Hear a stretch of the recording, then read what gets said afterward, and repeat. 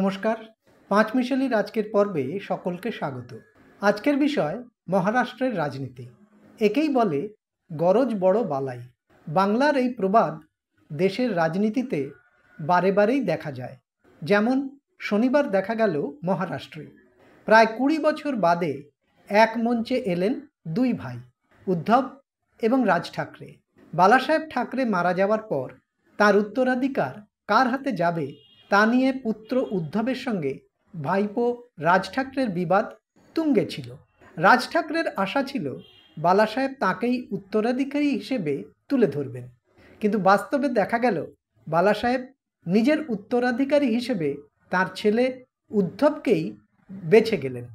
তখন থেকেই দুই ভাইয়ের মধ্যে দূরত্ব তীব্র হয়। শেষ পর্যন্ত ২০০৬ সালের ৯ই মার্চ রাজ ঠাকরে গঠন করেন মহারাষ্ট্র নবনির্মাণ সেনা বা এমএনএস। সেই থেকেই দুই ভাইয়ের আলাদা রাজনৈতিক পথ চলা শুরু। বালাসাহেবের জীবৎকালে রাজ ঠাকরে দলের সব দিক সামলাতেন। শিবসেনার যুব সংগঠন তাঁর হাতেই তৈরি। বালাসাহেব ঠাকরের অত্যন্ত আস্থাভাজনও তিনি ছিলেন, কিন্তু শেষ পর্যন্ত রাজনৈতিক বিচক্ষণতা বা যোগ্যতা নয়, পুত্রস্নেহকেই প্রাধান্য দিলেন বাল ঠাকরে। রাজ ঠাকরে আলাদা দল করলেও নির্বাচনী সাফল্য তেমন পাননি। অন্যদিকে উদ্ধব ঠাকরে মহারাষ্ট্রের মুখ্যমন্ত্রীর পদে বসেছেন, কিন্তু সেই পদ বা দল কোনোটাই তিনি ধরে রাখতে পারেননি। প্রশ্ন উঠতে পারে, মহারাষ্ট্রের রাজনীতি কেন এত গুরুত্বপূর্ণ? আসলে শনিবারের রাজনৈতিক চমক শুধুমাত্র মহারাষ্ট্রের আঙিনাতেই সীমাবদ্ধ থাকবে না। আগামী দিনে তা জাতীয় রাজনীতিতেও প্রভাব ফেলতে পারে। প্রথমেই বলে যে গরজ বড় বালাই। সেই গরজ যেমন উদ্ধবের ছিল তেমনি রাজ ঠাকরেরও ছিল। কারণ মহারাষ্ট্র রাজনীতিতে দুই ভাই ক্রমশ কোণঠাসা হয়ে পড়ছেন, সেটা দুজনেই উপলব্ধি করতে পারছিলেন। শিবসেনার উত্তরাধিকার উদ্ধব ঠাকরে পেলেও তিনি সেই দল ধরে রাখতে পারেননি। তার দল ভেঙে তৈরি হয়েছে নতুন এক দল, যারা শিন্দে সেনা নামে পরিচিত। সেই দলের নেতৃত্ব দিচ্ছেন একনাথ শিন্দে। তিনি মহারাষ্ট্রের মুখ্যমন্ত্রীর পদেও বসেছেন। শিবসেনার সেই ভাঙনকে পেছন থেকে মদত দিয়েছে বিজেপি। প্রথমে একনাথ শিন্দেকে দিয়ে কাজে লাগিয়ে উদ্ধবের দল ভেঙেছে, পরে তাকেই মুখ্যমন্ত্রীর চেয়ার থেকে সরিয়ে দেবেন্দ্র ফডনবিসকে আবার মহারাষ্ট্রের মুখ্যমন্ত্রী পদে বসিয়েছে। দেবেন্দ্র ফডনবিসের হাত ধরে মহারাষ্ট্রে বিজেপি তার শক্তি পুনরায় কায়েম করতে পেরেছে। এই পরিস্থিতিতে উদ্ধব এবং রাজ বুঝতে পেরেছেন তাদের পৃথক চলার ফল বা ফায়দা আসলে নিয়ে যাচ্ছে বিজেপি। আর মহারাষ্ট্র রাজনীতিতে তাঁরা ক্রমশই অপ্রাসঙ্গিক হয়ে পড়ছেন। ফলে কাছে আসার তাগিদ দুই ভাইয়েরই ছিল। রাজনীতিতে মিলব বললেই মেলা যায় না, তার একটা উপলক্ষ্য থাকতে হয়। দুই ভাই সেই উপলক্ষ্য হিসেবে সামনে রেখেছেন হিন্দির বিরুদ্ধে তাদের আন্দোলনের জয় উদযাপন হিসেবে। মহারাষ্ট্রের সরকার কিছুদিন আগেই হিন্দিকে তৃতীয় ভাষা হিসেবে আবশ্যিক করে। এর বিরুদ্ধেই একদিকে যেমন রাজ ঠাকরে তেমনি উদ্ধব আন্দোলন শুরু করে। শেষ পর্যন্ত মহারাষ্ট্রের বিজেপি জোট সরকার সেই সিদ্ধান্ত প্রত্যাহার করে পুনর্বিবেচনার আশ্বাস দেয়। সরকারের এই পিছু হটাকে নিজেদের জয় বলে রাজ্যের মানুষের কাছে তুলে ধরতে তারা এক মঞ্চে আসেন। দুজনেই বলেন এবার থেকে তারা এক পথেই চলবেন।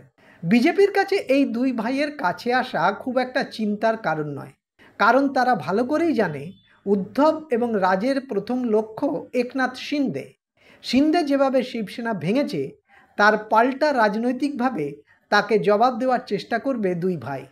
দুই ভাইয়ের সেই পাল্টা আঘাতে একনাথ শিন্দের শিবিরে যদি ভাঙন ধরে তাতে বিজেপির লাভ বই ক্ষতি নেই, কারণ তখন একনাথ শিন্দে সরকারের ওপর বা বিজেপির ওপর কোনো চাপ দিতে পারবে না। পুরোপুরি বিজেপি নির্ভর হয়ে থাকতে হবে।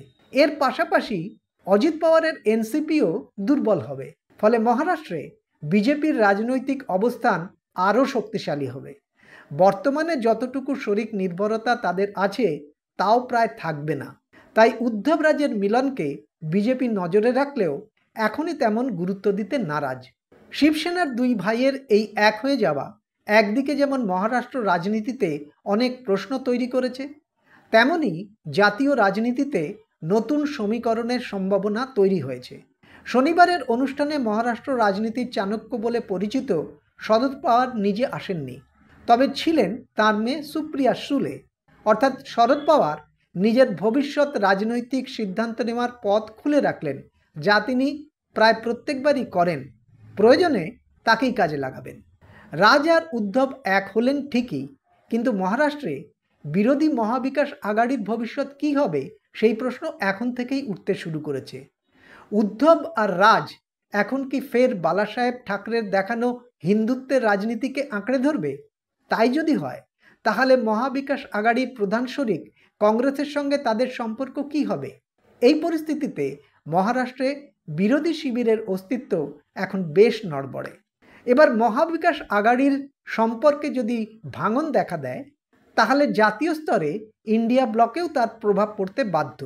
উদ্ধব আর রাজ যদি একসঙ্গে পৃথক পথে চলে, তাহলে ইন্ডিয়া জোট থেকে তাদের বেরিয়ে আসতে হবে। এই মুহূর্তে হয়তো তাদের পক্ষে সেটা সম্ভব নয়।